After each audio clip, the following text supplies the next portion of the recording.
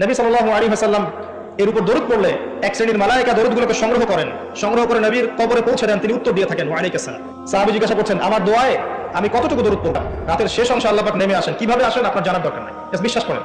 এসে বলতে থাকেন, কে আছো আমার কাছে কিছু চাইবে আমি তোমাকে দান করব? কে আছো আমাকে ডাকবে আমি তোমার ডাকে সাড়া দেব?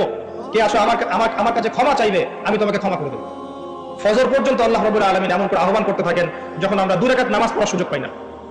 প্রজন্ম কি করে? এই প্রজন্ম ওই সময় ফ্রি ফায়ার খেলে, পাবজি খেলে।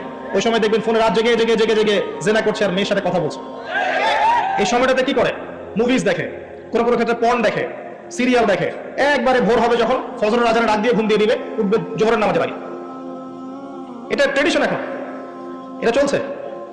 এবং এই কাজগুলো করতে করতে করতে করতে ফিজিক্যালি, মানসিকভাবে তো আগেই বিকলাঙ্গ হয়ে গেছে, ফিজিক্যালি এর এত দুর্বল হয়ে গেছে যে আমাদের বাপদাদাদের জেনারেশনের গায়ে এখনো যে শক্তি আছে তাদের গায়ে সে শক্তি এখন নাই। যখন আমরা